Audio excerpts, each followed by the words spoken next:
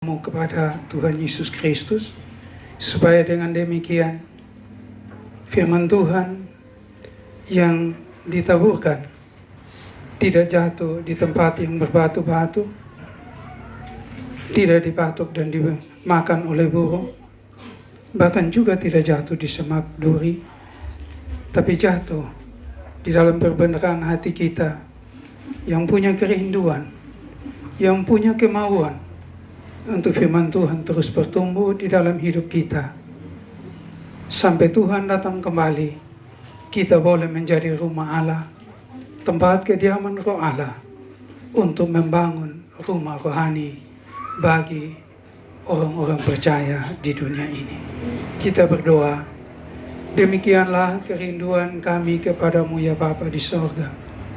Kami merindukan Engkau lebih dari segala-galanya. Sebab sesungguhnya kami telah mengalami Engkau Tuhan, bahwa Tuhan Engkau adalah Bapa yang baik. Dan oleh kebaikan-Mu melampaui segala akal pikiran dan perasaan kami. Karena sesungguhnya kami menyadari bahwa kami telah hilang pengharapan kami. Kami telah dibawa oleh maut, dan kami tidak mungkin mendapatkan kasih karunia. Tetapi hanya oleh karena kebaikan Allah, Allah memberikan Kristus bagi kami, supaya kami yang menyadari kami berdosa, kami datang kepada Bapa di sorga melalui Kristus. Kami dimerdekakan, kami ditebus. Bahkan lebih daripada itu, kami dijadikan menjadi rumah Allah, tempat kediaman Roh Allah, untuk membangun rohani orang-orang yang percaya kepadamu Bapa di sorga. Untuk itu Tuhan menolong kami semua yang ada, supaya dengan demikian, oleh pimpinan dan tuntunan Roh Kudus, bahkan juga oleh pengetahuan kami boleh mendengar dengan baik, supaya dengan demikian firman yang kami dengar dapat bertumbuh di dalam keseharian kehidupan kami sebagai orang percaya, 30 kali lipat, 60, bahkan 100 kali lipat. Untuk itulah Tuhan, tolong kami semua yang ada, berkati kami dengan damai sejahtera-Mu. Beri kami kesanggupan untuk duduk tenang, mau memberi diri untuk mendengar dengan baik. Bahkan lebih daripada itu, Tuhan, kami merindukan firman Tuhan lebih dari segala-galanya. Sebab firman Tuhan itu pelita bagi kaki kami. Firman Tuhan itu jaminan kekekalan bagi kami. Bahkan firman Tuhan itu perlindungan bagi kami. Bahkan firman Tuhan itu sendiri makanan bagi jiwa dan roh kami. Bahkan firman Tuhan itu merupakan jaminan Allah bahwa Ia telah menyelamatkan kami semua. Untuk itu Tuhan, tolonglah kami semua yang ada. Kasihanilah kami semua, beri kami pengetahuan, terutama hikmat bijaksana Roh Kudus, supaya dengan demikian firman itu kami ubahkan dalam sikap tingkah laku kami, sehingga dengan demikian orang boleh melihat bahwa Kristus ada hidup di dalam kehidupan kami, supaya dunia memahami dan mengetahui bahwa benar hanya Yesus Kristus satu-satunya Tuhan dan Juru Selamat bagi umat manusia. Berbicaralah bagi kami, karena kami percaya tempat ini, ruangan hati kami, telah dikuduskan, telah ditahirkan oleh kuasa darah Anak Domba Allah. Terima kasih Tuhan, terima kasih Bapa.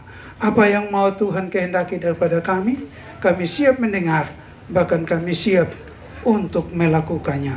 Demi kasih Kristus kami berdoa, dan Tuhan memberkati semua telinga yang mendengar, dan juga Tuhan memberkati hamba yang akan menyampaikan, terutama Tuhan menolong hamba, supaya dalam menyampaikan kebenaran firman Tuhan, bukan hanya merangkai kata-kata yang mempesona orang, yang menyenangkan perasaan mereka, tapi mendukacitakan Roh Kudus.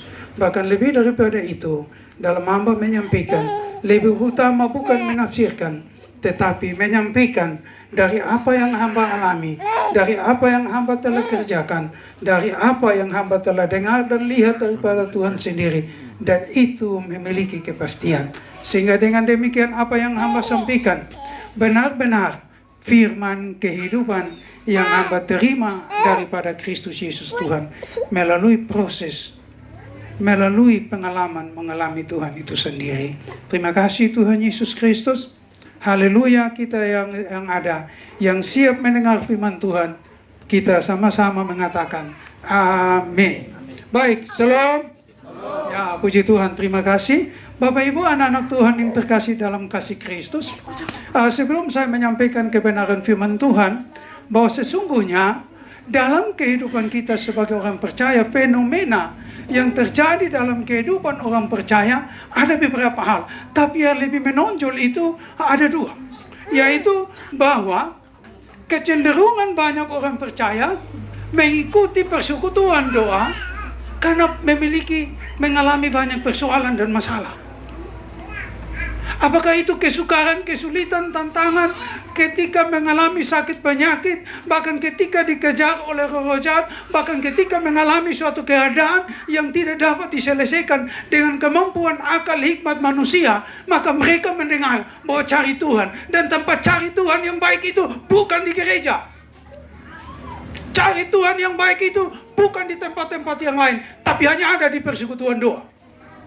Bapak mama, apapun keadaan itu terjadi, adakah di antara kita yang ketika mengalami beban berat, yang ketika tidak dapat ditolong, Anda pergi cari pendeta Anda, majelis Anda, sekedar mendoakan, tetapi untuk menyelesaikan tidak pernah ada. Paling-paling yang ada di gereja kita bawa nasar, lantas taruh di amplop, lantas itu minta pelayan mendoakan, tetapi penyelesaian dari masalah tidak akan pernah ada. Tetapi ketika datang di persekutuan doa, orang-orang yang kecil, yang sederhana, tapi betul-betul Roh Kudus bekerja melalui dengan kesederhanaan mereka, mereka akan menyampaikan, mengajari sebagaimana seorang ayah menuntun anak laki-laki, dan sebagaimana seorang ibu membimbing anak perempuannya. Dia akan menyampaikan dengan perlahan-lahan, dengan kasih. Sesungguhnya nak, engkau mengalami ini karena ini, maka dengan demikian sebagai ibu, sebagai bapak, karena aku mengasihi engkau, maka dia bisa menangisi, dia bisa menderita bagi engkau. Bahkan dia siap melakukan apapun supaya engkau ditolong Tuhan. Itulah keunikan dari persekutuan doa. Sehingga dengan demikian banyak orang ketika berbeban berat, mereka kecenderungan datang ke persekutuan doa. Tetapi yang menjadi masalah, bahwa mereka hanya sebatas mengikuti Tuhan melalui persekutuan doa, sampai mereka memiliki persoalan-persoalan yang berat diselesaikan dan mereka tetap setia. Bahkan selanjutnya mereka tetap setia, sehingga dengan demikian mereka akan diberkati. Dan banyak kesaksian yang sering menduka citakan Roh Kudus, yang mana bahwa mereka sering mengatakan demikian, lihat itu dulu pelenggu, dorang menderita hidup sengsara, makan dari sampah, tapi ikut Tuhan akhirnya punya rental, punya ada banyak berkat, bisa menolong orang banyak. Bahkan mereka juga bilang, lihat itu Bapak Bakti Dira, dulu itu tukang jual tas kresek di pasar impres, tapi sekarang Tuhan berkati dan bisa memberkati, menolong orang banyak. Seperti itu. Sebatas kita bertumbuh sama seperti itu. Tapi saya mau bilang, kalau kita hanya sekedar sampai di situ, maka kita merupakan orang percaya yang setia dengan persekutuan doa, tapi paling malam. Kenapa saya bilang begitu? Karena kalau hanya sekedar itu, orang yang tidak ikut persekutuan doa, orang yang biasa-biasa saja, dia lebih kaya, dia lebih diberkati dan memberkati orang banyak. Bahkan fenomena yang kedua sebelum kita baca firman Tuhan, sering kali terjadi dalam kehidupan orang percaya, karena mereka terbeban dan berbeban dengan pemberitaan pelayanan, maka dengan demikian sering kita mendengar kesaksian ketika mengalami beban berat, setelah selesai Tuhan menolong dia, dilepaskan, dipulihkan dari penderitaan sakit penyakit, dari beban berat, dari hutang piutang, dari keterikatan dengan roh jahat, maka memberi diri jadi pelayan Tuhan. Yang sekarang kita lihat paling hebat, paling tenar, dulu tukang pencuri, dulu tukang pajak, pura di mana-mana, sekarang jadi pendeta terkenal. Dan bilang, wow luar biasa. Tapi mari kita lihat nanti seperti apa yang Tuhan kehendaki. Banyak orang juga ketika dia mengalami beban berat, maka ketika ditolong Tuhan, jadilah hamba Tuhan, jadilah pengkhotbah, jadilah majelis pelayan penginjil bertahun-tahun. Lantas mereka berbangga, kami telah jadi pelayan penginjil untuk memberitakan firman Tuhan. Tapi apakah seperti itu? Karena itu Bapak Ibu, Hari ini kita akan belajar firman Tuhan karena sebagaimana dalam pergumulan dan doa puasa, Tuhan mengatakan demikian. Hai anak-anak Tuhan di Ephatha, kamu telah mendengar, kamu telah melihat dan mengalami Kristus. Melalui pengalaman mengalami Tuhan itu. Karena itu kamu harus siap menjadi duta-duta Kristus. Kamu harus siap jadi terang. Kamu harus siap jadi mercusuar. Untuk membimbing, menuntun banyak orang datang kepada Tuhan. Sebab Tuhan melihat kepada tempat ini, kepada kita yang bersungguh-sungguh, rahasia tentang Tuhan itu dibukakan. Karena itu Bapak Ibu, hari ini Tuhan mau jangan sampai kita sebagai anak-anak Tuhan, orang percaya, kita sebatas dua hal itu yang paling krusial yang terjadi hari ini. Tapi bagaimana? Tuhan mau kita harus mengalami apa yang Tuhan rencanakan bagi kita sesuai dengan maksud Tuhan, karena Tuhan telah menyelamatkan kita. Untuk itu Bapak Ibu, anak-anak Tuhan yang terkasih, kita baca firman Tuhan yang diberikan bagi kita yang datang hari ini. 1 Petrus 2 ayat 1 sampai 5. Seorang anak Tuhan tolong membacakan bagi kita dengan suara yang baik, yang lain dengan tenang mendengar apa kata firman Tuhan bagi kita semua. Waktu tempat disilakan.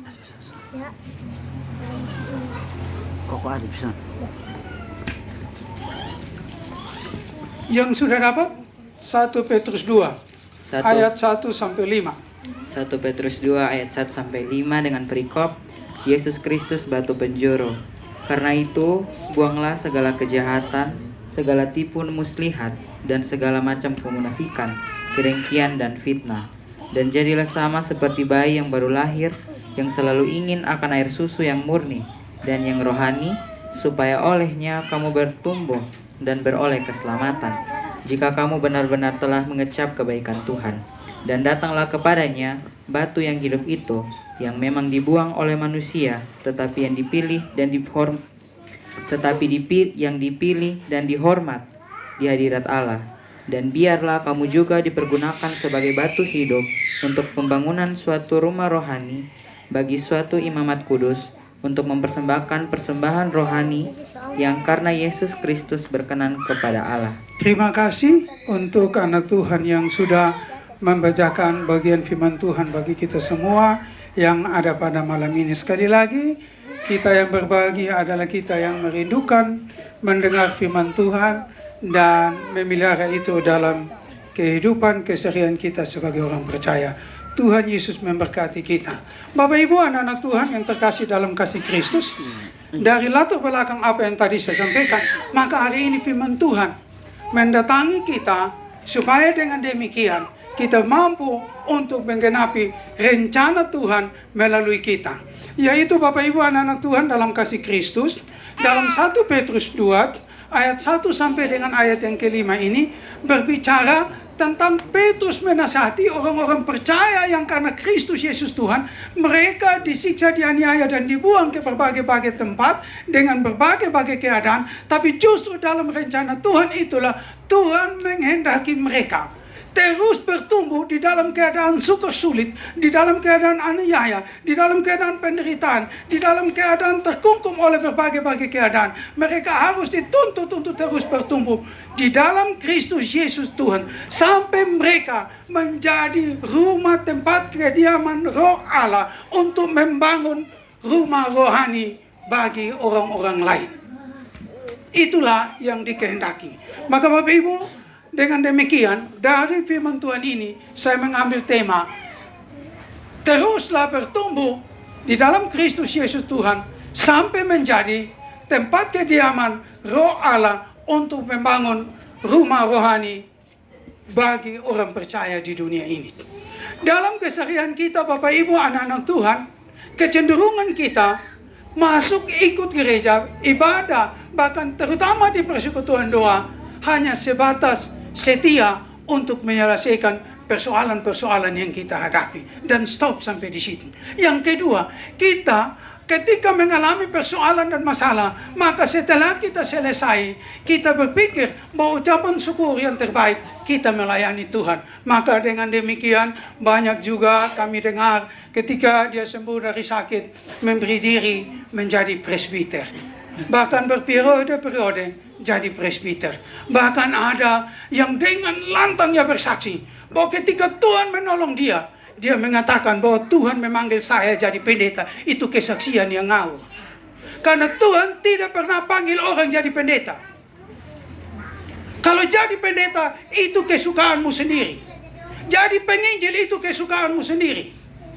Engkau diproses, engkau dibentuk oleh manusia lewat pendidikan. Bahkan ketika engkau tidak tamat, nilaimu nol. Tapi karena engkau punya pendekatan, engkau bisa jadi seorang STH, bahkan bisa punya jemaat. Makanya banyak pendeta penginjil yang ngawur. Ya karena memang itu diproses oleh mereka sendiri. Tapi menjadi hamba Tuhan bukan suka-suka, bukan keinginan pribadi, tapi Tuhan mengizinkan sesuatu persoalan, masalah terjadi.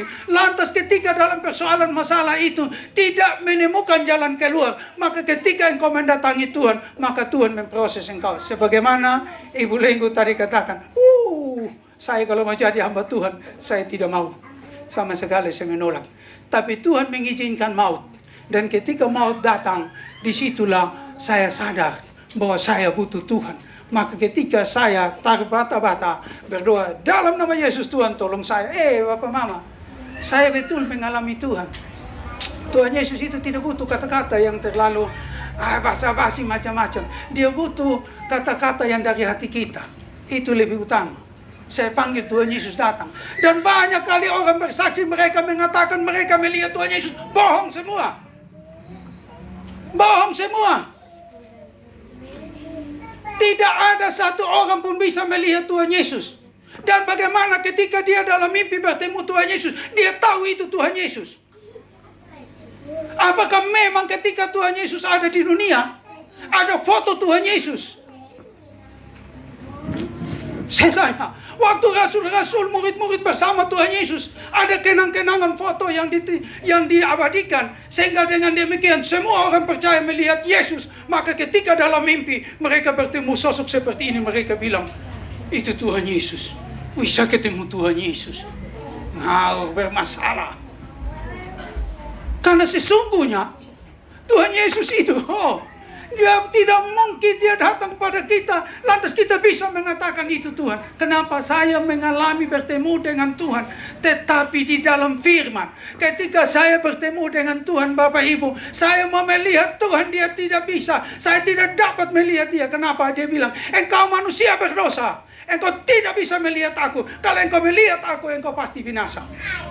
Jadi kita hanya mendengar suaranya. Dan saya katakan, ya benar, engkau Yesus Kristus Tuhan. Saya mendengar suara Tuhan Yesus berbicara. Dan saya berdialog dengan Tuhan Yesus.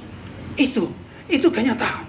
Karena kalau orang mengatakan dia bertemu Tuhan Yesus, bagaimana dia bisa menyaksikan, memberi kepastian bagi orang lain bahwa yang dia bertemu dalam roh itu Tuhan Yesus? Ciri-cirinya seperti apa? Untuk membandingkan apa yang dia bertemu itu, harus ada data primer yang harus ada. Saya bertemu Yesus itu gambarannya seperti yang ada ini. Bapak Ibu tahu tidak? Gambar-gambar yang Yesus segala macam itu hanya hayalan manusia biasa. Bukankah firman Tuhan bahwa kita adalah gambar dari Yesus Kristus Tuhan? Ya, tapi itulah. Kenapa? Karena banyak orang menjadi pemimpin, pelayan, penginjil, hamba Tuhan, tapi tanpa mengikuti proses Tuhan dengan baik. Sehingga akhirnya banyak kesaksian seperti itu.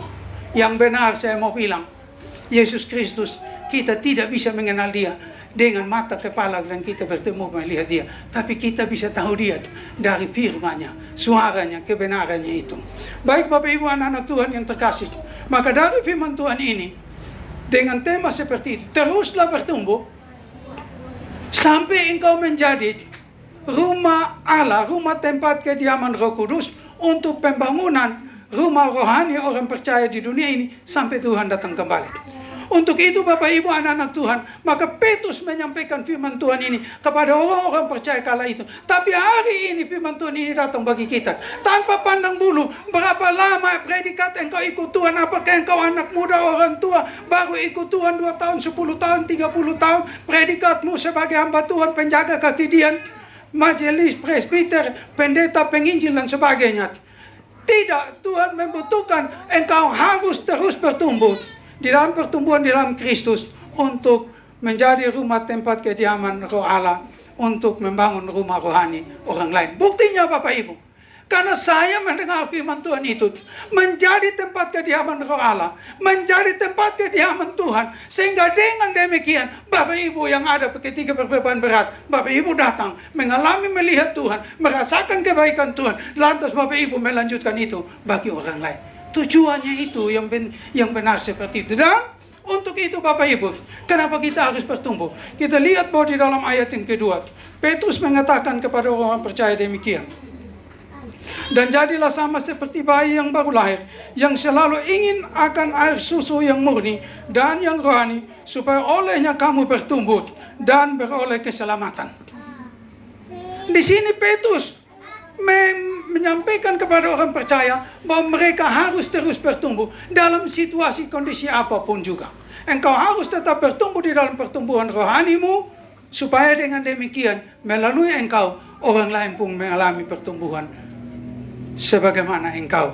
Untuk itu Bapak Ibu anak-anak Tuhan, apakah memang demikian? Memang benar bahwa sesungguhnya sebagai orang percaya kita harus terus bertumbuh. Kita ada di persekutuan doa, di gereja dimanapun, di tempat-tempat kerohanian, kita harus terus bertumbuh. Kita tidak boleh vakum, tidak boleh berdiam diri, tapi kita harus mengalami pertumbuhan. Tapi yang banyak terjadi yaitu yang lihat pertumbuhan, perkembangan yang luar biasa, berkat-berkat jasmani, kesehatan, segala macam. Tapi berkat pertumbuhan secara rohani, itu menjadi persoalan. Dan itu juga menjadi persoalan di persekutuan doa Epata. Maka hari ini, Tuhan memberitahukan terlebih dahulu kepada kita anak-anak Tuhan di Epata. Hendaklah engkau terus bertumbuh, supaya melalui engkau menjadi tempat kediaman Roh Allah untuk pembangunan rumah rohani orang lain. Ini tanggung jawab kita. Nah, untuk itu Bapak Ibu, apakah memang demikian? Mari, 3 orang anak Tuhan tolong baca. 1 orang baca 2 Korintus 10 ayat 15. Yang satu lagi, pertumbuhan seperti apa yang Tuhan kehendaki? Kolose 1 ayat 10. Dan yang ketiga 2 Petrus 3 ayat 18. Nanti 3 orang baca, silakan dapat cepat. Ya, yang sudah dapat. Apakah benar bahwa memang betul orang percaya harus terus bertumbuh? Ketika sudah mengalami Tuhan, maka harus bertumbuh.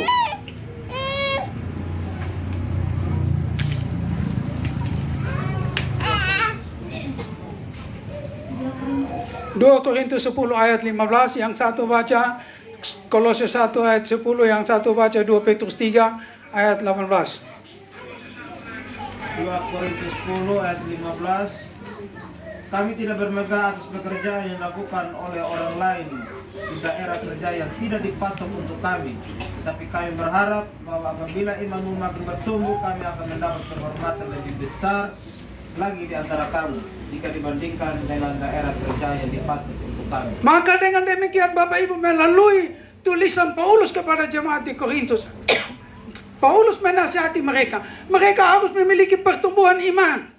Karena melalui pertumbuhan iman itu, mereka bisa betul-betul mempersiapkan diri menjadi tempat kediaman Roh Allah untuk membangun rumah rohani orang lain. Yang kedua, 1 ayat 10.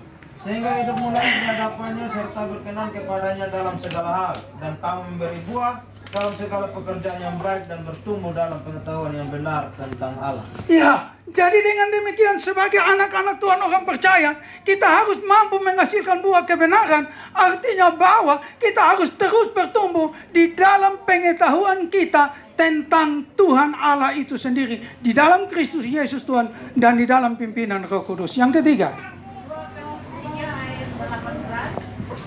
tetapi bertumbuhlah dalam kasih karunia dan dalam pengenalan akan Tuhan dan Juru Selamat kita, Yesus.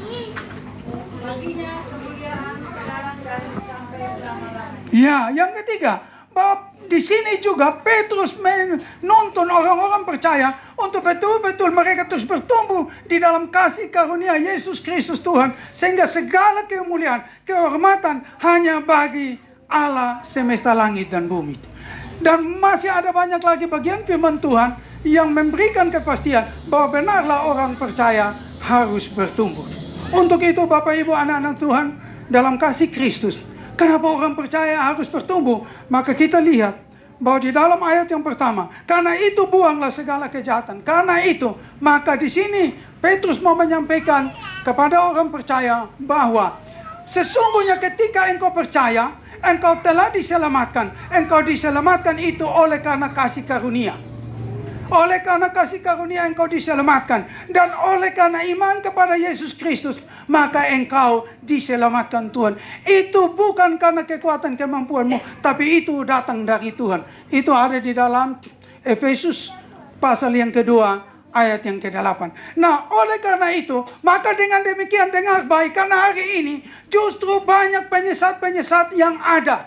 Justru banyak sekarang ini firman Tuhan yang murni itu jarang didapatkan. Memang banyak pemberita, tetapi firman yang murni itu sulit didapatkan. Kenapa? Karena campur aduk dengan berbagai hikmat manusia tambahan, dengan berbagai kebiasaan, dengan berbagai pengalaman manusia mereka, dan juga dengan berbagai cara untuk menjadikan firman Tuhan itu lawak dan sebagainya. Karena itu Bapak Ibu anak-anak Tuhan yang terkasih, maka dengan demikian di sini betul-betul Petrus menghendaki bahwa sebagai orang percaya kita betul-betul memiliki pengenalan akan Tuhan yang baik.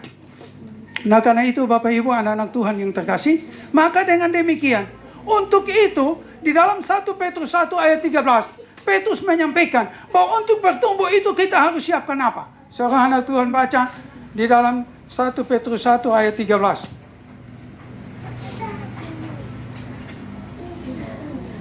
Sebab itu siapkanlah akan hidupmu waspadahlah dan letakkanlah pengharapanmu sepenuhnya atas kasih karunia yang dianugerahkan kepadamu pada waktu penyataan Yesus Kristus. Jadi dengan demikian, di sini Petrus menasihati jemaat orang percaya bahwa kita juga untuk menjadikan kita terus bertumbuh di dalam menjadi bangunan rumah Allah untuk membangun rohani orang lain. Kita juga secara pribadi kita harus mempersiapkan akal budi. Memang benar kita diselamatkan itu karena kasih karunia. Tetapi kasih karunia yang diberikan bagi kita itu suatu ketetapan saja. Tapi bukti nyata kita harus memiliki akal budi, memiliki kekuatan, kemampuan untuk bertindak sehingga keselamatan itu boleh menjadi nyata. Filipi 2 ayat 12. Silakan ada yang baca. Betulkah tidak demikian? Hai saudara-saudaraku yang kekasih, kamu senantiasa taat, karena itu tetaplah kerjakan keselamatanmu dengan takut dan gentar.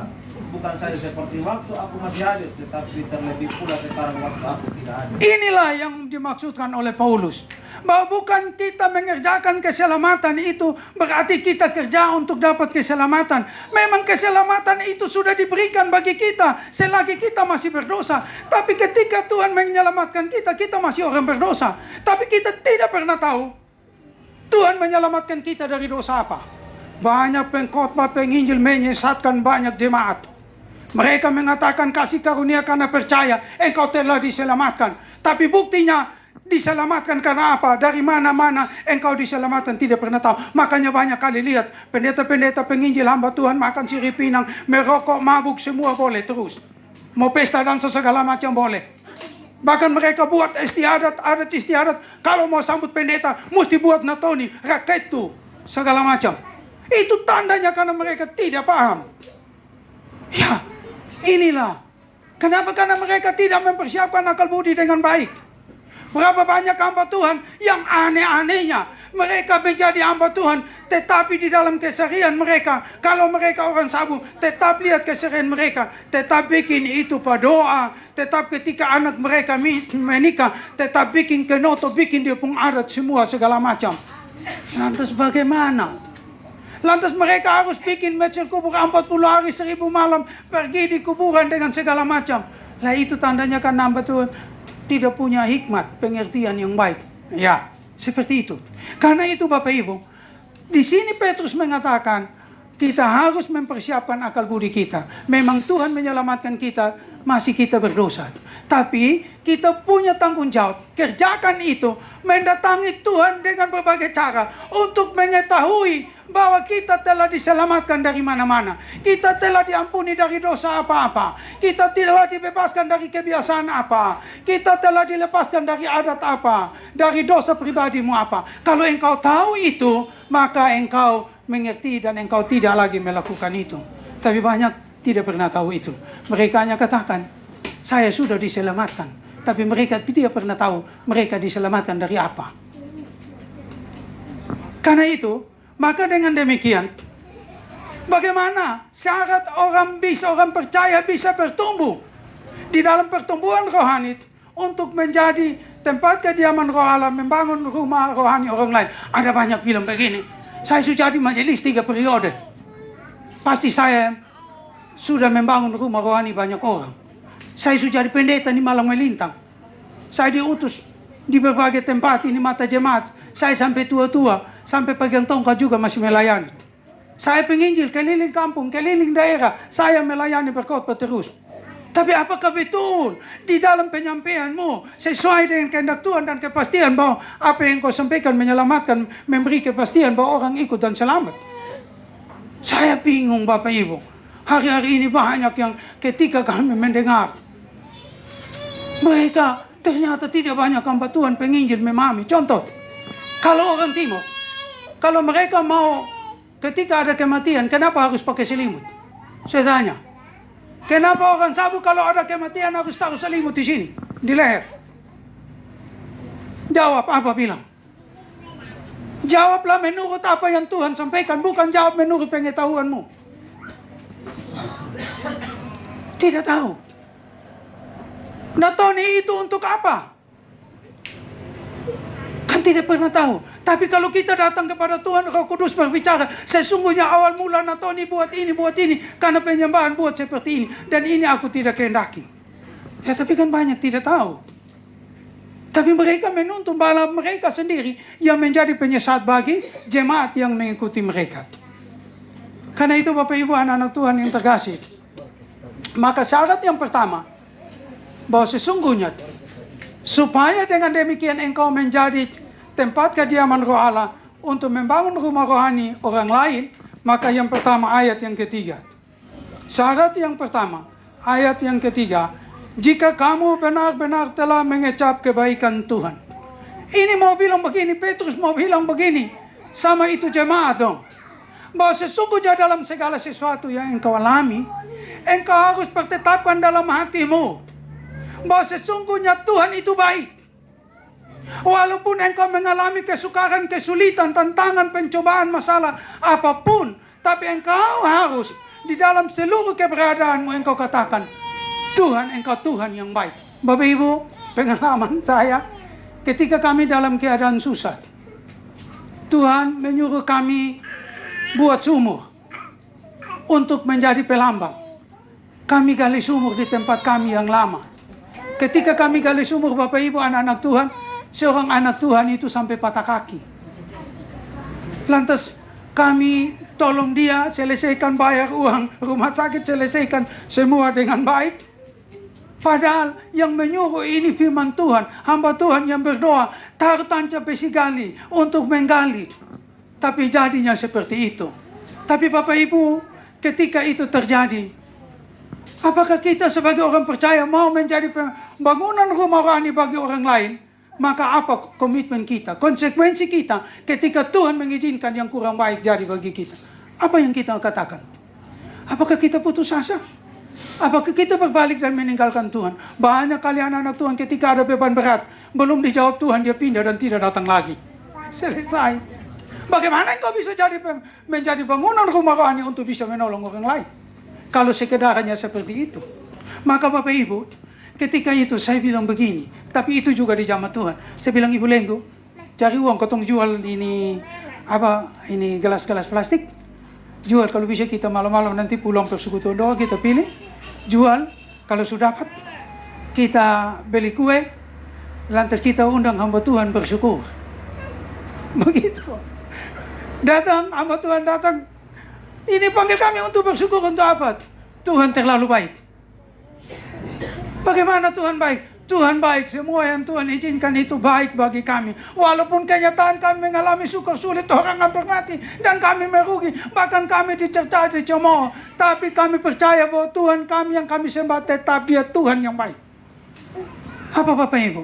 Hamba Tuhan ketika berkhotbah, dia bilang saya tidak tahu. Orang biasa mengucap syukur itu hal-hal yang baik. Ini orang gila, memang dasar orang gila. Orang gila karena kerasukan berkali-kali, jadi dia pun cara ucap syukur begitu. Tapi baik karena sudah undang kue sudah banyak, maka kita berdoa. Berdoa Bapak Ibu anak-anak Tuhan. Habis berdoa, mereka bilang begini. Ini Tuhan kasih kado, kasih opelenggo ini hanya dalam Mazmur 10 ayat 1 sampai 4. Mazmur 110 ayat 1 sampai 4. Itu, seperti itu. Maka Bapak Ibu anak-anak Tuhan, yang pertama engkau masih bisa menjadi bangunan tempat kediaman rumah Allah, roh Allah untuk membangun rumah rohani orang lain. Engkau harus di dalam hatimu dengan segenap hatimu mengatakan apapun yang Tuhan izinkan, Tuhan itu baik. Kenapa? Untuk engkau bisa menolong, membangun rumah rohani orang lain. Tuhan akan mengizinkan engkau mengalami berbagai persoalan dan masalah. Yang engkau tidak cari, engkau tidak minta, juga Tuhan izinkan. Bahkan Daud paling luar biasa. Daud bilang begini, Tuhan, ujilah aku, cobailah aku, supaya aku kedapatan murni di hadapan hadirat-Mu. Dan Bapak Ibu, saya menjadi hamba Tuhan, saya juga berdoa begitu. Tapi jangan ikut saya pun doa. Saya berdoa begini Bapak Ibu. Satu malam sebelum mengalami itu semua, saya berdoa kepada Tuhan begini. Tuhan Yesus, saya ini orang paling keras kepala. Kami keluarga ini menyembah iblis. Jadi saya tidak akan bertobat. Sampai kapanpun. Tapi saya percaya, satu waktu saya pasti bertobat. Yaitu supaya saya bertobat. Saya minta begini. Tuhan Yesus, tolong hukum saya dengan hukuman yang paling keras. Yang tidak terdapat, yang tidak dapat ditolong oleh siapapun. Terima kasih Tuhan Yesus. Haleluya, amin. Maka dengan demikian, saya mengalami itu penderitaan. Denyut nadi dengan jantung berbeda. Semua tidak dapat tolong, maka biarkan saya sendiri. Maka disitulah saya bertemu dengan Tuhan Yesus, berbicara, dan saya dipanggil, dipakai oleh Tuhan. Begitu. Daud juga mengalami itu. Karena itu Bapak Ibu anak-anak Tuhan, dan apakah ketika kita mengalami itu, harus ada komitmen dalam hati kita, yang kita sementara mengalami kesukaran, kesulitan yang mungkin belum selesai, bilang sama Tuhan, Tuhan engkau tetap Tuhan yang baik. Lantas sesudah itu kalau engkau bilang Tuhan engkau Tuhan yang baik, engkau bilang begini, aku berbahagia. Karena justru pencobaan-pencobaan itu merupakan suatu kebahagiaan. Karena di dalam pencobaan itu, aku tahu tentang Tuhan. Aku mengalami kebaikan Tuhan. Aku mengerti jalan-jalannya. Bahkan aku bisa mengasihi sebagaimana Tuhan mengasihi. Begitu. Dalam Yakobus 1 ayat 2 bilang begini. Yakobus bilang kepada orang percaya mengalami tantangan. Anggaplah suatu penderitaan ketika engkau mengalami pencobaan. Banyak kali kita mengalami sesuatu, kita demo dengan Tuhan. Marah-marah dengan Tuhan. Ada banyak yang ketika datang, mereka mengalami berbagai tantangan. Minta opelenggo, doakan saya. Saya tertawa, saya bilang, bersyukur, terima kasih. Aduh Bapak, saya pun hati terlalu sakit. Saya dibuat begini, saya mengalami kesukaran, kesulitan, hancur-hancuran semua. Saya bilang, bersyukurlah kepada Tuhan, Tuhan itu baik. Kenapa? Kalau baiknya kan kau alami saat ini, daripada nanti waktu engkau tidak bisa berdaya, bahwa engkau alami, engkau tidak bisa berbuat apa-apa. Karena itu bersyukur, karena Tuhan itu baik. Karena sesungguhnya di dalam gelap pasti ada terbit terang bagi kamu. Karena itu Bapak Ibu, anak-anak Tuhan, bahwa Mazmur juga mengatakan demikian. Di dalam Mazmur 119 ayat 71. Bahwa ketika engkau mengalami penindasan, kesukaran, kesulitan, maka disitulah Tuhan mengajari engkau tentang ketetapan-ketetapannya. Bapak Ibu, anak-anak Tuhan yang terkasih, saya bisa mengetahui berapa banyak kutuk-kutuk itu karena Tuhan bawa saya di dalam dunia orang mati. Di dalam dunia orang mati, bagaimana saya melihat bahwa yang paling sulit diselesaikan adalah kutuk. Banyak kali orang bisa mengatakan saya dilepaskan, tapi pertanyaannya, ketika siapa yang melepaskan engkau dari kutukmu? Karena untuk melepaskan itu harus ada hamba Tuhan yang benar diurapi, dan memang benar dia ditetapkan Tuhan untuk demi nama Yesus Kristus memakukan kutukmu di atas kayu salib. Kolose 2 ayat 14. Baru genaplah di dalam Roma 6 ayat 6 bahwa baptisan Kristus, kematian Kristus untuk memakukan dosa-dosa kita di atas kayu salib. Makanya banyak pengajaran yang ngawur, yang sesat. Mereka katakan bahwa orang dibaptis terima Roh Kudus, orang dibaptis pengampunan dosa. Tidak. Orang dibaptis kalau pakai air tidak pernah mengalami pengampunan dosa. Itu cuma metre bahwa saya ada di dalam Tuhan. Tapi untuk pengampunan dosa, engkau harus mengalami baptisan Roh Kudus. Itulah di dalam yang disingkapkan Roh Kudus, Roma 6 ayat 6 sampai 9. Karena di dalam situ dikatakan bahwa orang yang mengalami baptisan, dosa-dosanya dipakukan di atas kayu salib. Pertanyaannya, ketika orang dibaptis, adakah pendeta siapa yang mengatakan, hari ini engkau dibaptis dan dosa-dosamu dipakukan di atas kayu salib? Sedangkan sah dosa diampuni Tuhan harus dipakukan di atas kayu salib. Di mana ada pendeta baptis mengatakan demikian? Tidak ada. Karena itu banyak yang menyesatkan orang dengan mengatakan, saya dibaptis hari ini, saya sudah terima Roh Kudus. Itu pengajaran yang sesat. Karena itu Bapak Ibu anak-anak Tuhan yang terkasih, itu hal yang pertama. Maka dengan demikian, pertama, engkau harus mengalami tantangan apapun sukar sulit. Di dalam keberadaan engkau mengatakan, Tuhan terlalu baik, engkau mengizinkan ini terjadi bagiku. Aku tahu bahwa engkau memberi kekuatan. Karena di dalam Roma 10 ayat 13, Paulus menyampaikan kepada orang percaya di Roma, bilang begini, tenang orang percaya di Roma.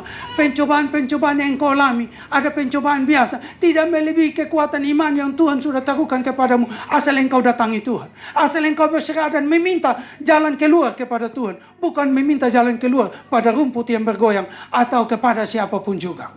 Itu persoalannya. Bagaimana dengan kita? Terutama anak-anak Tuhan yang mengalami Tuhan dia patah, yang telah memberi diri, mau menjadi bangunan rumah rohani untuk menolong orang lain.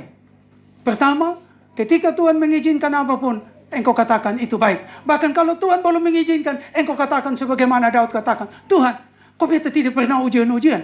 Kalau kita anak sekolah kita, kalau SD kelas 1 sampai 6, lantas gurunya katakan dia tidak pernah ujian, pasti kita orang tua marah-marah. Kenapa sebuah anak sampai kelas 6 tidak ujian? Maka kita pergi marah kepala sekolah. Kenapa tidak ujian? Kita paksa supaya guru harus adakan ujian supaya anak saya bisa naik dan bisa lulus, bisa masuk kelas 7. Tapi kenapa di rohani kita malas? Tuhan, jauhkan pencobaan ini daripada saya. Sekali-kali Tuhan jangan izinkan ini semua. Sebab kalau Tuhan izinkan, namamu akan dihujat ini. Bapak Ibu, saya mengalami banyak penderitaan. Berkali-kali dari sakit ulang-ulang, bahkan yang baru-baru jantung. Saya juga bingung. Tuhan, saya buat dosa apa? Sedangkan saya melayani, Tuhan tahu saya kok. Tapi, apa Bapak Ibu anak-anak Tuhan yang terkasih? Dalam semua firman Tuhan ketika saya dilayani, Tuhan mengatakan, aku menjadikan engkau sebagaimana Kristus. Bahwa Kristus, aku Allah, mengizinkan dia mengalami berbagai keadaan pencobaan. Supaya setelah dia selesai, maka dia bisa menjadi penganjur pemberita. Mampu memberikan kepastian bahwa orang mengalami ini dan itu, maka jalan keluarnya begini. Bukan karena menafsirkan, bukan karena dengar dari kata orang, tapi karena pengalaman mengalami Tuhan yang Tuhan mengizinkan terjadi. Dan ketika Tuhan berbicara melalui Roh Kudus dalam pelayanan disaksikan, dimetrekan dengan firman Tuhan, dan ketika kita melakukan itu, Tuhan pulihkan. Bahkan Bapak Ibu anak-anak Tuhan, ketika dalam berbagai hal Tuhan katakan demikian, kamu lihat banyak pejabat-pejabat mengalami sakit jantung, mereka sehat walafiat, tapi pada saat tertentu mereka koma dan selesai, lantas dibawa ke rumah sakit jantung. Tapi Tuhan mengizinkan itu, lantas dia bilang sama saya begini, karena mereka memberi diri dipakai iblis, mereka loba akan kekayaan. Para pejabat selalu loba akan kekayaan, mengambil hak yang bukan hak mereka dengan berbagai penipuan, aturan-aturan yang ada mereka bengkokkan.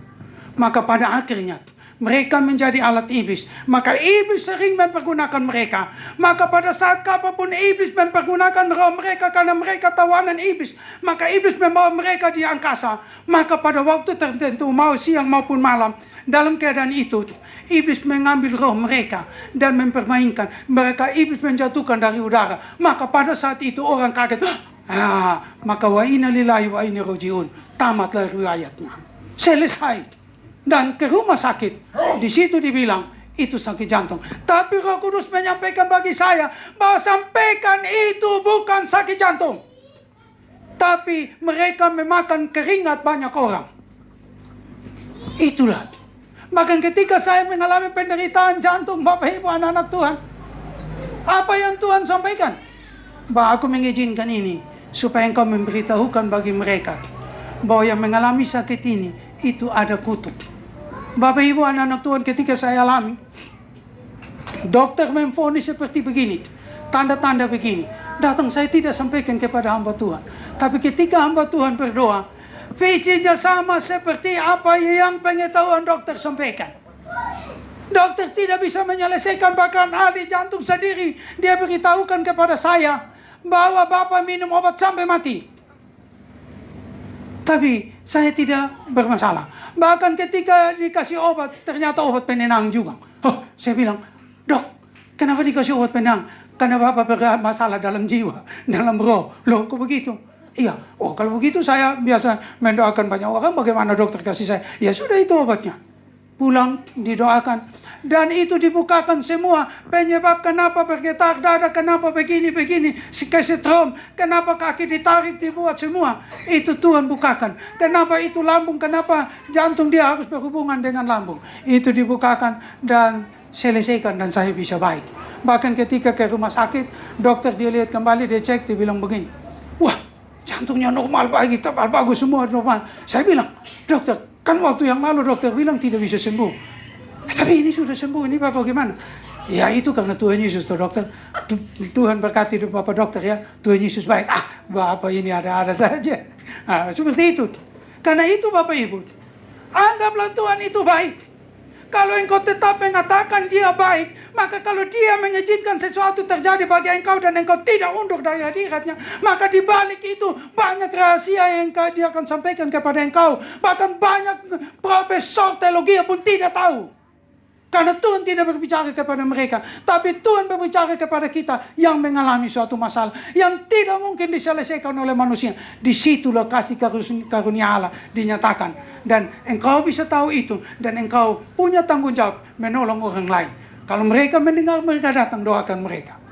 Itu yang pertama. Yang kedua, bahwa setelah ayat yang ketiga, maka yang kedua, bagian syarat yang kedua, bahwa yang kedua ayat yang pertama dikatakan demikian. Karena itu buanglah segala kejahatan, segala tipu, segala semua.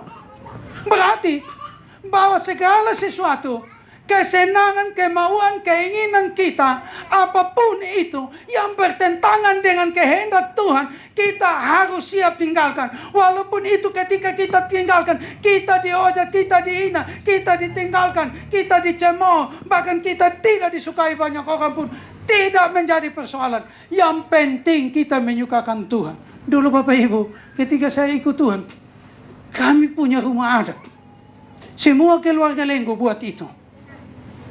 Tapi ketika datang sampai kepada kami, saya bilang, istri bilang, dia binasa karena gara-gara itu rumah adat nenek moyang, pembangunan rumah adat itu. Karena tidak mengenal Tuhan. Kami putus, tidak mau. Ketika disuruh buat dalam pinangan, mau pakai sirip pinang adat, kami tidak ikut sebagaimana istri tadi katakan. Ya. Bahkan Bapak Ibu, ketika saya diminta jadi saksi, saya kasih tahu memang. Kalau mau jadi saksi dari orang tua, kalau pinangan pakai sirip pinang, saya angkat tangan, saya tidak mau. Bahkan di sini Bapak Ibu, ketika yang mendoakan anak-anak mereka mau menikah, saya katakan kalau mau kita doakan, ganti itu sirip pinang, karena kamu tidak pernah tahu kenapa pakai sirip pinang. Kenapa ketika ada salah harus pakai ayam hitam, kuda hitam, babi hitam, segala macam, bawa selimut, bawa segala macam, untuk apa? Pernah tahu tidak? Tidak tahu. Mari kita berdoa. Aduh Bapak, tapi ini keluarga ini jahat, kejam semua. Mereka pun jahat tidak sama, tidak lebih kuat dari Tuhan pun baik. Banyak pengalaman kami doakan sampai 3 kali, 4 kali, tapi penghabisan pergi mereka bilang, Tuhan kamu, Tuhan yang menang. Kami ikut kamu mau. Bikin apa? Bahkan kami pun anak ketika mau menikah, mau urus dalam pernikahan. Waduh, saya bilang, Tuhan, saya bagaimana kalau saya ajak orang? Bahwa saya pun anak nanti bawa suruh pinang, bikin macam-macam semua. Ini nanti ini orang bilang, bagaimana? Kami pergi berdoa, kami bisa minta maaf. Semua kami siap selesaikan. Tapi minta maaf kalau sirip pinang tanpa kapur. Kami tidak akan bawa itu sama sekali. Kami ganti dengan buah-buah. Mau bagaimana kami siap. Mereka bilang, itu lebih baik Bapak. Kami siap. Biar kami orang kota. Sudah tidak usah itu. Oh kita juga itu sirip pinang bikin apa. Hari-hari ini, berapa banyak hamba Tuhan yang ketika dalam persoalan pernikahan, dia hamba Tuhan punya karunia. Tapi bayar adat, bayar belis. Bahkan ketika anak pun mama belum bayar belis, maka harus dicari bayar belis dulu. Itu hamba Tuhan model apa? Teladan apa? Ini persoalan. Karena itu Bapak Ibu, yang kedua, bahwa Kita harus melepaskan segala dosa kita. Nah, untuk melepaskan Bapak Ibu, dosa kita bukan hanya dengan pengetahuan. Bukan hanya kita belajar. Saya mau bilang, tidak bisa.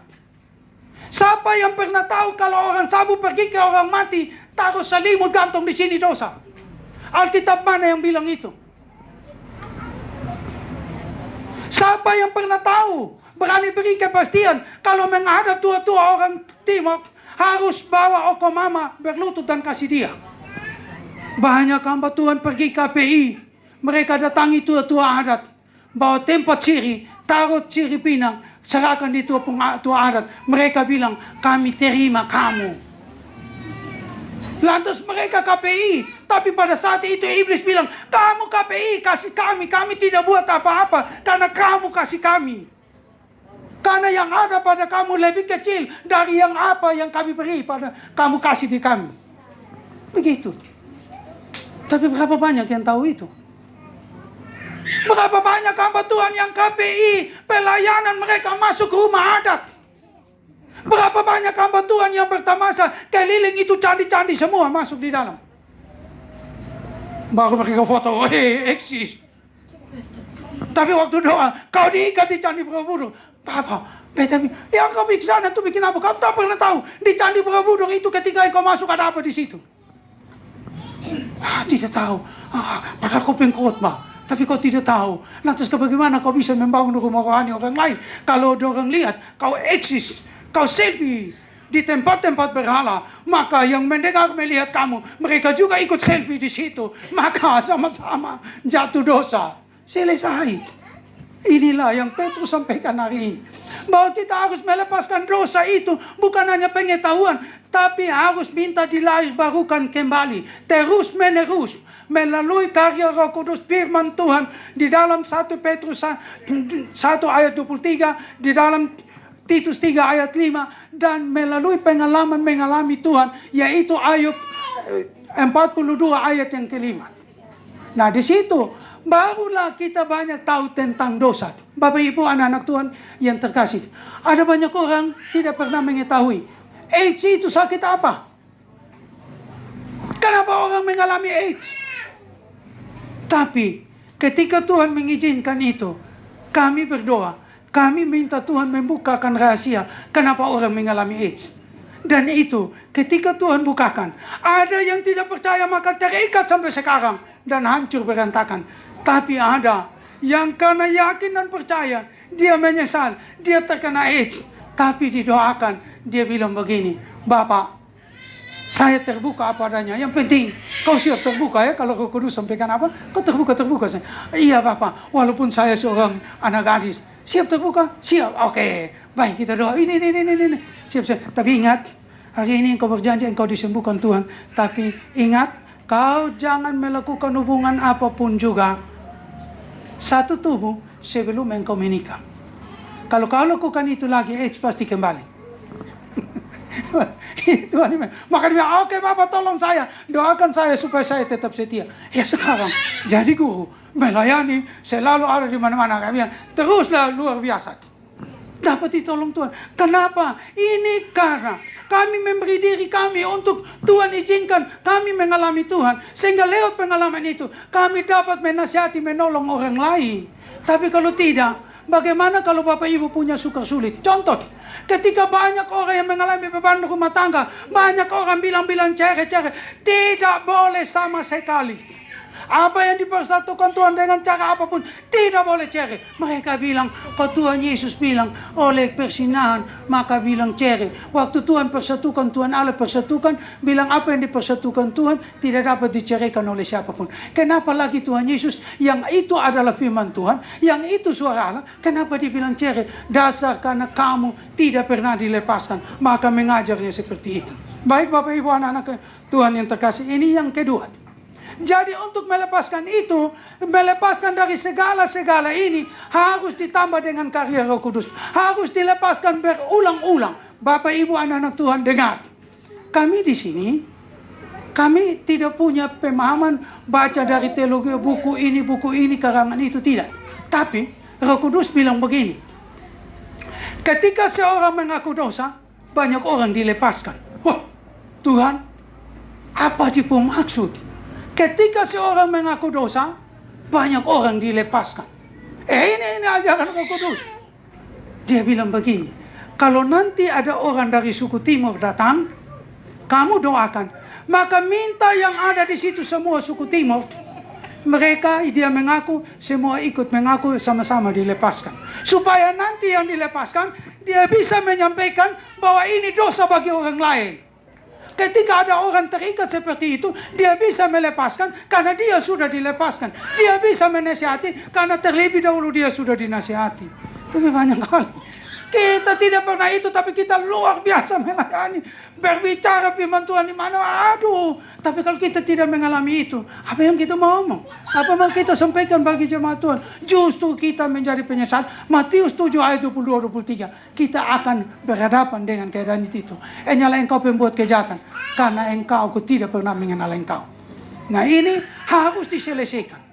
Dan dosa-dosa itu dipakukan di atas kayu salib, maka kita bisa menolong orang lain. Yang ketiga, setelah dosa-dosa dilepaskan, yang ketiga dia bilang begini, jadilah seperti bayi yang baru lahir, yang menginginkan susu yang murni. Susu yang murni dalam berbagai terjemahan, ini maksudnya bilang begini, bahwa untuk bisa bertumbuh, untuk menjadi penolong bagi orang lain di dalam kesukaran, kesulitan, engkau harus mendengar firman Tuhan yang murni. Nah, Bapak Ibu anak-anak Tuhan, firman Tuhan yang murni, firman kehidupan itu apa? Hari-hari ini tidak perlu disangkal, karena merupakan rahasia umum bahwa di dalam menyampaikan firman Tuhan, semua pelayan, semua penginjil, semua banyak hamba Tuhan menyampaikan karena tafsiran. Sehingga dengan demikian, di dalam kenyataan, satu firman Tuhan disampaikan dengan berbagai-bagai perbedaan melalui beberapa hamba Tuhan. Yang menjadi persoalan, yang mendengar itu dia mau ikut yang mana. Ada mereka mengatakan, baptisan yang benar itu baptisan selam. Baptisan yang benar, baptisan Roh Kudus itu kalau orang dapat sika raba-raba. Raba sini, raba sana, sika sandal baru, sandal lama. Ada yang mengatakan bahwa baptisan perkik itu kita sudah terima Roh Kudus. Sekarang pertanyaan, bagi jemaat kita mau percaya ikut yang mana? Semua dipakai Tuhan, dipimpin oleh Roh Kudus, tapi Roh Kudus yang satu, tapi penyataannya berbeda-beda. Hari ini firman Tuhan tidak murni, karena firman Tuhan sudah disusupi dengan adat istiadat. Firman Tuhan sudah disusupi dengan pengalaman pribadi. Firman Tuhan sudah disusupi dengan berbagai-bagai keinginan membolak-balikan firman Tuhan, supaya pemberitaan itu dengan tujuan menggiring jemaat untuk kekayaan jemaat dipreteli oleh pemberita, supaya pemberita menjadi kaya, sedangkan jemaat menjadi miskin. Bapak Ibu anak-anak Tuhan, dengar baik. Di tempat kami melayani, Tuhan melarang setiap orang yang kami doakan membawa apapun bagi kami. Yang dia bawa adalah hidupnya. Kemudian dia diberkati, dia jadi saksi. Lantas hidup kamu, biar kami menderita. Kami makan dari daun-daun, kami makan dari apapun, tidak menjadi masalah. Yang penting orang itu mengenal Tuhan dan dia melanjutkan apa yang dia terima. Masa kami jadi miskin? Tidak juga. Malah jadi kaya juga. Nah, seperti itu. Karena itu Bapak Ibu anak-anak Tuhan yang terkasih, maka kita harus merindukan mendengar firman Tuhan. Maka Bapak Ibu, firman kehidupan adalah kita harus berdoa banyak, supaya setiap kali kita mendengar firman Tuhan, jangan sekali-kali kalau pengkhotbah mengatakan amin, amin, semua bilang amin. Ya benar, pasti berarti kamu jadi penurut mereka. Sedangkan di dalam Roma 6 ayat 16, seorang anak Tuhan baca, firman Tuhan bilang apa? Sedikit lagi selesai. Kalau kita sering mengatakan amin, amin terhadap setiap khotbah yang disampaikan seseorang, tanpa kita mengetahui kepastian, engkau mengatakan amin, maka dengar baik, firman Tuhan memberitahukan kepada engkau apa konsekuensi yang engkau alami. Silakan dibaca Roma 6 ayat 16. Apakah kamu tidak tahu bahwa apabila kamu menyerahkan dirimu kepada seseorang sebagai hamba untuk mentaatinya, kamu adalah hamba orang itu yang harus kamu taati, baik dalam dosa yang memimpin kamu kepada kematian, maupun dalam ketaatan yang memimpin kamu kepada kebenaran? Ya, seperti itu Bapak Ibu. Ketika banyak hamba Tuhan hari-hari ini fenomena, Setiap banyak hamba Tuhan dipakai, tapi dia pun karunia minyak. Dia pun karunia air doa. Dia pun karunia garam doa. Dia pun karunia kayu kering. Dia pun karunia tiup. Ya. Dia pun karunia sapu tangan yang ada di saya. Dahsyat luar biasa. Ada lagi yang di balik papan itu karunia, taruh minyak sini. Yesus name, Yesus name. Sembuh semua. Kalau engkau tunduk, engkau sembuh, engkau bagian dari mereka. Itu firman yang tidak murni. Padahal dengan demikian Bapak Ibu tahu, Roh Kudus mengajari kami bilang begini. Dengar. Aku Tuhan, kalau aku mau menyembuhkan orang itu, aku tidak butuh bantuanmu. Yang menyembuhkan itu aku Yesus Kristus Tuhan. Tapi aku di sorga, maka yang menyembuhkan itu Roh Kudus. Maka kau kasih tahu saya, tempat kediaman Roh Kudus di mana? Banyak hamba Tuhan bertobat semua. Yang mujizat palsu pakai lencu, sapu tangan, minyak, garam, semua bertobat. Kamu disesatkan dan menyesatkan banyak orang. Sebab hari ini zaman Roh Kudus yang menyembuhkan. Di dalam 1 Korintus 12 ayat 11. Semuanya dikerjakan oleh Roh Kudus.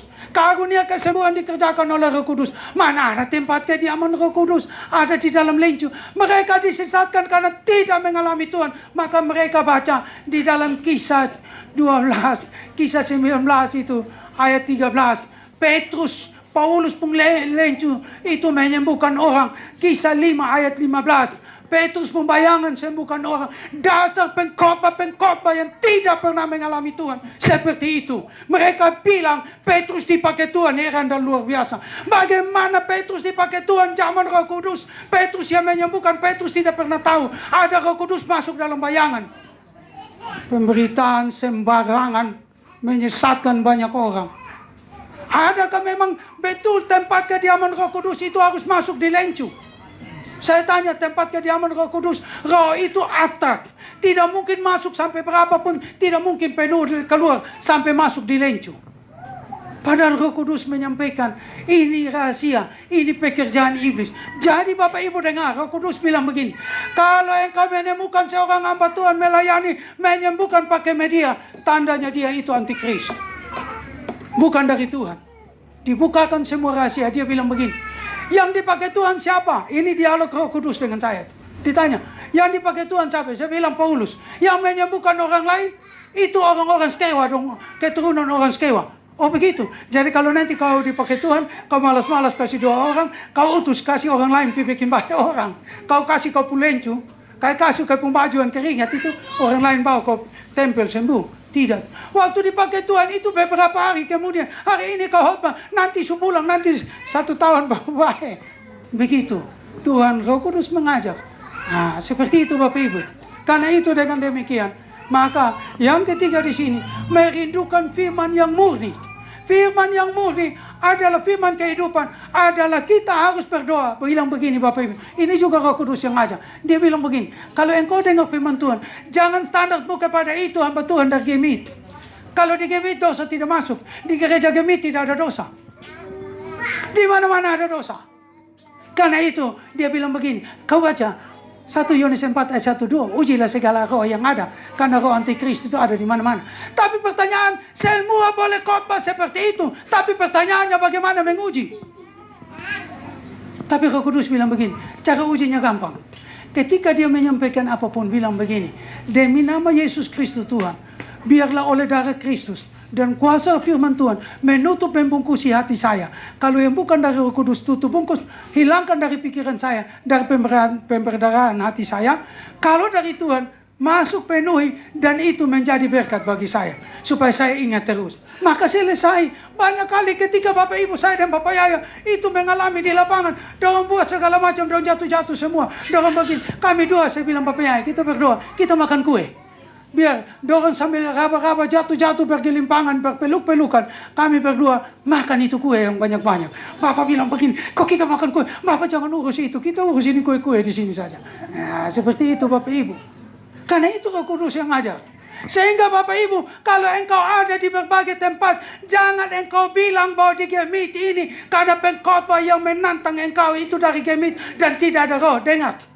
kalau orang tidak dilepaskan dari Kisah 16 ayat 28. Paulus berdoa begini, Tuhan, aku berdoa supaya Agripa menjadi orang Kristen, tapi jangan sampai belenggu ini jatuh ke tangan mereka. Apa maksudnya? Roh Kudus bilang begini, kalau lu hamba Tuhan, kalau lu dipanggil untuk berkhotbah KPI, maka dengar, jangan sok jago-jago. Seolah-olah engkau dipakai Tuhan, tapi engkau menyesatkan banyak orang. Maka ketika tantangan, maka sebelum engkau mendoakan mereka, maka engkau harus bilang semua berdoa tutup bungkus. Karena saya manusia. Kalau Yesus saja, oke, Paulus saja berdoa. Kalau sekiranya Tuhan berkenan, ini Agripa beta doa dia jadi orang Kristen. Tapi beta manusia, Paulus manusia, masih ada belenggu dosa. Jadi dosa ini kebiasaan saya, jangan turun kemana-mana. Bapak, mama buktinya begini. Lihat itu kalau bahasa roh yang aneh-aneh. Kalau pendetanya punya bahasa roh, sika raba-raba. Maka ketika dia berdoa, semua buka hati. Maka jemaat di floor sana, semua sika raba-raba. Padahal tidak bisa begitu. Bapak Ibu anak-anak Tuhan, untuk kami di sini, bahasa roh, semua berdoa tikam kepala juga. Wih berat, tidak dapat. Tidak dapat. Ya karena memang itu proses Tuhan. Mau melihat juga satu-satu, sudah bisa semua. Tapi banyak PD semua melihat habis. Melihatnya dari mana? Karena itu Bapak Ibu anak-anak Tuhan, mari kita berhati-hati. Dan yang penghabisan yang keempat. Kalau yang ketiga tadi, kita minta Tuhan untuk betul-betul mendengar firman Tuhan yang murni. Yang murni itu seperti apa sedikit lagi? 1 Yohanes 1 ayat 1-2. Dibaca. Firman yang murni yang engkau harus dengar ada seperti yang dikatakan Alkitab. Dibaca. 1 Yohanes 1 ayat 1-2. 1 Yohanes 1 ayat 1-2 dan habis itu selesai. 1 Yohanes 1 ayat 1-2. Apa yang telah ada sejak semula, yang telah kami dengar, yang telah kami lihat dengan mata kami, yang telah kami saksikan dan yang telah kami raba dengan tangan kami tentang firman hidup, itulah yang kami tuliskan kepada kamu. Hidup itu telah dinyatakan dan kami telah melihatnya, dan sekarang kami bersaksi dan memberitakan kepada kamu tentang hidup kekal yang ada bersama-sama dengan Bapa dan yang telah dinyatakan kepada kami. Bapak Ibu anak-anak Tuhan, maka firman yang hidup itu adalah yang menyampaikan. Orang yang mengalami itu, yang merasakan itu, yang keluar dari itu, lantas Tuhan membimbing menyampaikan. Nah itu dia sampaikan, kita ikuti. Karena dia sudah keluar dari situ, mengalami itu dan itu benar. Kalau tidak, kita masih jurang. Seperti itu. Dan yang penghabisan keempat, ayat yang ke-1 bilang begini, supaya engkau bertumbuh dan mengalami Tuhan, menjadi bangunan rumah rohani bagi orang lain. Datanglah kepada Kristus. Datanglah kepada Kristus, bukan maksudnya kalau firman Tuhan hari ini kita mau bilang begini, datang pada Kristus. Kok Kristus di mana? Kristus ada di sorga. Lantas kita datang kepada Kristus, kita mau naik ke mana? Ketemu tuh Kristus di mana? Maksudnya bahwa kita datang kepada Kristus, maka melalui itu dengan kerendahan hati kita minta biarlah Tuhan di dalam karya Roh Kudus menyatu di dalam roh saya, memimpin hidup saya. Jadilah Roh Tuhan, jadilah Raja dalam rumah hati saya, memimpin menuntun saya. Maka dengan demikian, satu orang baca Filipi 2 ayat yang ke-5 dan yang seorang baca Kolose 3 ayat 16. Apa yang disampaikan? Maka ketika kita meminta karena telah dikuduskan, maka dengan demikian firman Tuhan itu menjadi roh Tuhan menyatu dengan kita. Dua orang baca. Filipi 2 ayat 5, hendaklah kamu dalam hidup bersama menaruh pikiran dan perasaan yang terdapat juga dalam Kristus Yesus. Yang satu lagi baca Kolose 3 ayat 16. Kolose 3 ayat 16, hendaklah perkataan Kristus diam dengan segala kekayaannya di antara kamu, sehingga kamu dengan segala hikmat mengajar dan menegur seorang akan yang lain, dan sambil menyanyikan mazmur dan puji-pujian dan nyanyian rohani, kamu mengucap syukur kepada Allah di dalam hatimu. Dan akhirnya kalau kita melakukan itu, maka dengar Bapak Ibu anak-anak Tuhan, kita datang pada Kristus, kita satu dengan Kristus, maka Kristus Yesus Tuhan, dia akan mengatakan kepada kita, Yohanes 15 ayat 26 dan 27. Yohanes 15 ayat 26 dan 27. 26 dan 27. 26 dan 27. Jikalau penghibur yang akan kuutus dari Bapa datang, yaitu roh kebenaran yang keluar dari Bapa, ia akan bersaksi tentang aku. Tetapi kamu juga harus bersaksi, karena kamu dari semula bersama-sama. Ya Bapak Ibu anak-anak Tuhan, ketika kita meminta betul-betul dengan tujuan Tuhan dimuliakan, maka Roh Kudus bersama dengan roh kita akan bersaksi tentang Tuhan. Maka Tuhan memberikan pikiran dan perasaan yang ada pada Kristus Yesus Tuhan. Bahkan kita memiliki perasaan hikmat dari Tuhan, yaitu Yakobus 1 ayat yang ke-5. Maka kita bisa mengajar, menasihati dengan baik, menyingkapkan berbagai rahasia. Kenapa orang mengalami ini? Sebabnya ini. Maka jalan keluarnya, lakukan ini dengan percaya, pasti akan ditolong Tuhan. Nah, itulah Bapak Ibu anak-anak Tuhan yang terkasih. Hari ini Petrus menasihati kita semua yang ada bahwa engkau dipanggil, engkau ada dengan Tuhan melalui berbagai persoalannya, bukan sekedar untuk menyelesaikan persoalanmu. Kalau hanya selesaikan persoalan, pergilah ke dukun. Dukun juga mampu menyelesaikan persoalanmu. Tapi lebih daripada itu, Tuhan mau engkau ada di hadirat Tuhan. Maka setelah Tuhan menyelesaikan persoalanmu, teruslah engkau bertumbuh di dalam pengenalan akan Yesus Kristus Tuhan, supaya melalui engkau menjadi bangunan rumah rohani bagi roh Allah untuk menolong, memimpin, membangun kebaikan Tuhan, membangun kerohanian orang lain, supaya sebagaimana engkau diselamatkan, maka ucapan syukurmu tuntunlah banyak orang supaya mereka juga diselamatkan. Inilah bagian firman Tuhan, memberkati kita semua, terkhususnya hamba-hamba Tuhan di Epata.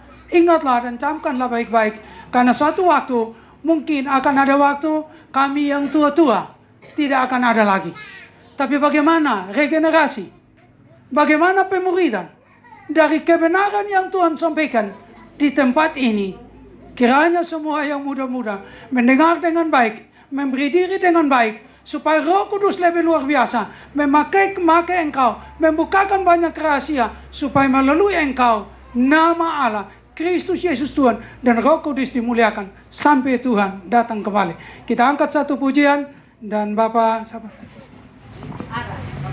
Ara, tolong ada di sini untuk mengucap syukur untuk bagian firman Tuhan yang kita sudah dengar. Tuhan berkati kita semua.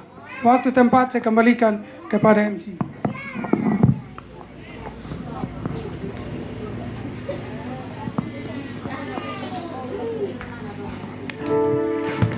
Baik, puji Tuhan, Bapak Mama Saudara, firman Tuhan telah diperdengarkan bagi kita semua, dan kita meyakini bahwa firman Tuhan telah memberkati kita dan membuka banyak hal, rahasia-rahasia, dan itu merupakan isi hatinya Tuhan bagi kita. Untuk itu jangan kita sia-siakan, sepelekan apa yang hari ini kita dengar, tapi biarlah firman ini menjadi bagian yang paling terbaik dari setiap hati kita, dan kita menjadi orang-orang yang terus melekat, tidak jauh, tidak hilang, tetapi terus ada dan menyatu dengan Tuhan. Untuk itu kita ada dalam doa dan syukur firman Tuhan. Kita angkat itu pujian, ku bawa hidupku sekarang. Biarlah masing-masing kita ada dalam hadirat Tuhan. Dengan pujian ini kita berdoa supaya Tuhan menjadikan kita menjadi rumah doanya, tidak hanya untuk diri kita, tetapi juga untuk sesama kita. Mari kita sama-sama katakan pujian ini, ku bawa hidupku sekarang.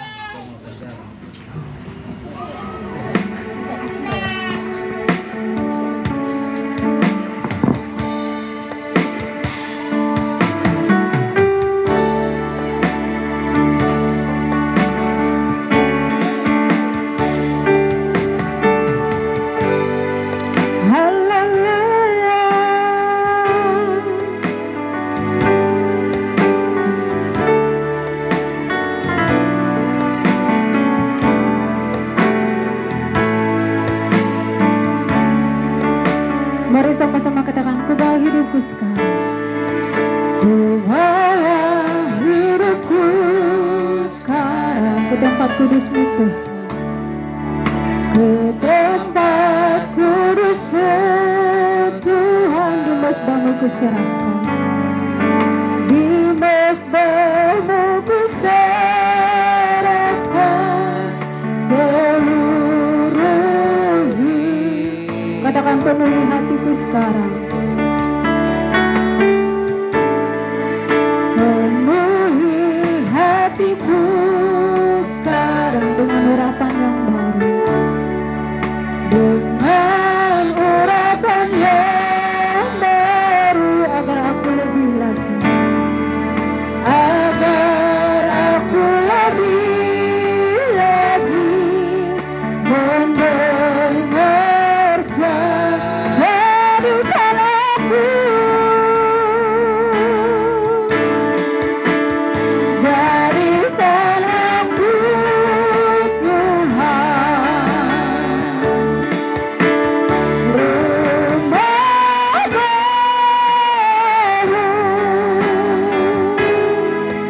agar semua suku bangsa dapat menyembah. Jadikan aku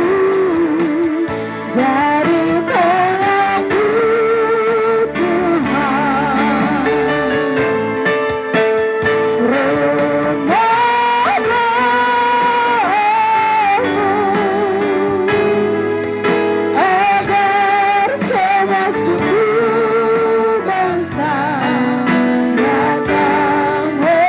Kali lagi dengan sungguh katakan, jadikan aku,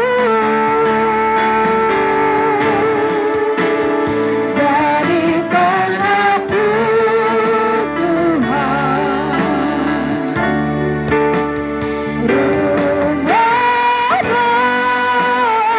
Katakan, agar semua keluargaku, agar semua keluargaku datang menyembah. Jadikan aku, jadikan aku Tuhan rumah baru, rumah baru,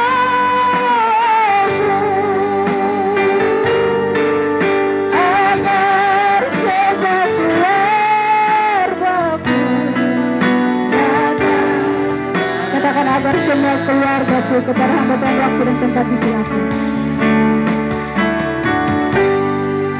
agar semua keluargaku datang menyembah.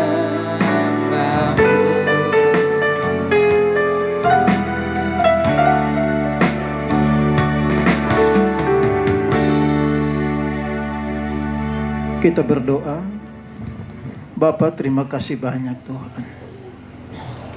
Kami sungguh bersyukur malam hari ini. Kami sudah dilawat oleh firman-Mu. Banyak hal yang sudah Tuhan buka melalui kekasih kami. Dan dari situ kami belajar bahwa terkadang kami merasa bahwa pelayanan kami sudah benar di mata Tuhan. Tapi justru malam hari ini kami dibukakan pikiran dan hati kami bahwa ternyata masih banyak hal yang kami lakukan yang sebenarnya menyesatkan orang lain. Terima kasih banyak Bapa. Memberkati kekasih kami yang sudah menyampaikan kebenaran firman ini bagi kami. Dan Tuhan materaikan itu dalam setiap lubuk hati kami.